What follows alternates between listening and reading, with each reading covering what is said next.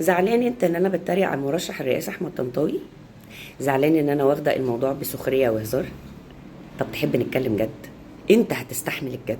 اول معرفتي باسم احمد طنطاوي ده كانت ايام ما كان عضو مجلس شعب وقال انا ما بحبش الرئيس، انا ما بحبوش. فده بالنسبه لي بني ادم ما بيعرفش يعارض اساسا.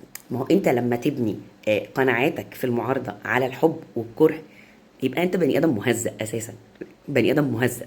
فما بالك ان انت عايز تترشح لرئاسه الجمهوريه وزعلان ان احنا كمواطنين عاديين ما بنحبكش؟ ما انا ما بحبكش يا جدع، ما حره برضه. تاني حاجه، اما كان عضو مجلس برلمان وكان البرلمان بيناقش قانون لتغليظ عقوبه ختان الاناث، الباشا طلع وعارض القانون تماما. ليه بقى؟ قال لك اصل الختان ده زيه زي عمليه اللوز. لكن لما اتسأل وهو مرشح رئاسي ايه رأيك في عملية ختان الإناث؟ قال لك لا أنا عندي 3 أميرات، أنا ما بعمل لهمش ختان، لا دي عملية لا إنسانية ولا آدمية. يعني أميراتك لا محدش يقرب لهم، لكن أميرات الناس عادي كأنهم بيعملوا عملية اللوز، مالكوا فيه إيه؟ الباشا لما خلص مدته في البرلمان وترشح تاني أهل دايرته رفضوه، ما نجحوهوش وسقط. فكانت النتيجة ايه؟ انه قعد يصيح ويصوت ويعيط، يعني حتى ما تقبلش الهزيمة بصدر رحب، ما حاولش يدرس فين الغلط اللي خلى اهل دايرته ما انتخبوش. لا طبعا كالعادة اسهل اتهام على طول وشماعة اعلى عليه، البلد مش عايزاني، يروح قلبي يروح قلبي يخلصوا يا الناس. طب وبعدين عملت ايه؟ خد بعضه خنس شويه وبعدين طلع على لبنان. تعمل ايه يا ولا في لبنان؟ قال لك بيقابل قيادات الاخوان. بتنيل ايه؟ بتهبب ايه؟ ما ترد علينا بصراحه كده وتلغينا وتقول لنا كنت بتعمل ايه هناك.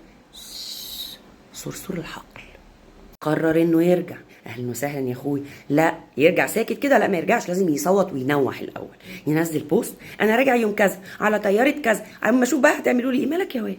مالك يا واد ركبك بتخبط على الجيران كده ليه؟ مالك على راسك بطحه عمال تحسس عليها طول ما انت ماشي ليه؟ ما تيجي وانت ساكت. هو حد عبرك ولا حد قرب لك؟ وجيت ودخلت عادي وقلت هترشح للرئاسه. بيس يا مان بيس. هكلمنا بقى عن نفسك، غير احبوش وغير انك كنت حابب ختان الاناث لاميرات الناس. راح طالع قال لك انا اكفأ منه، انا اقدر منه، انا اشطر منه، انا اطول منه، انا اصغر منه. بس ده اللي سمعناه، هو ده اللي سمعناه. طب هتعمل ايه بقى؟ مفيش حاجه بقى، مفيش حلول.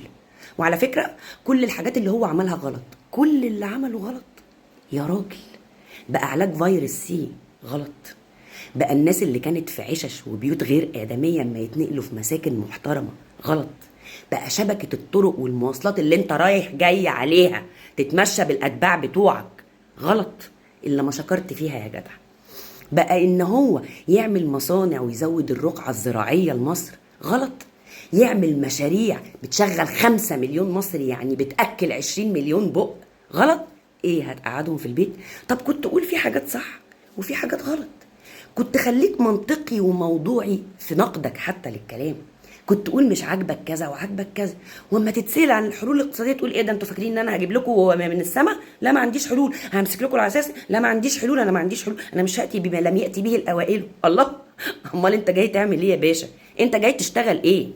بلاش جاي تشتغل ايه، انت جاي تهدد رئيس الجمهوريه وتقول له احسن لك تبقى رئيس سابق في الانتخابات الجايه باقرب الاجلين؟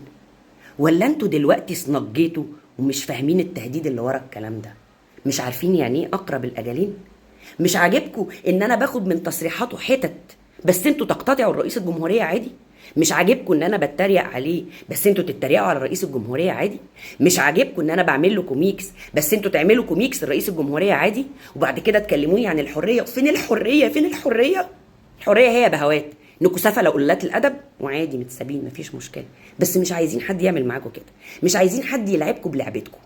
وبعدين يرجع بقى يعمل لك مظلوميه اصل هم قافلين باب الشهر العقاري على صوابعنا مش عارفين نعمل توكيلات. انتوا كدابين يا بهوات، انتوا كدابين. عشان كل شويه حد بيطلع يعمل لكم التوكيل كده يقول لك عملته في 5 دقائق، عملت التوكيل في 5 دقائق، عملت التوكيل في 5 دقائق. طبعا انا كده لسه ما اتكلمتش على الوشوش القذره اللي بتدعمه، انا لسه ما اتكلمتش على كل صبيان العوالم والمطاريد اللي هربانين بره اللي كل يوم واحد فيهم بيطلع ويدعمه.